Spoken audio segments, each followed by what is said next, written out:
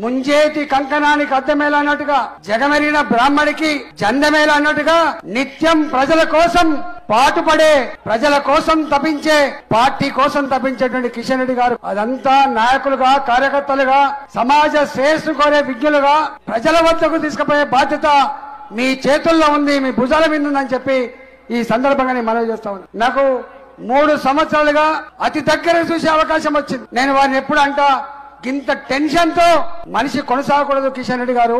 Quality decisions quality వరకు చేయలేము.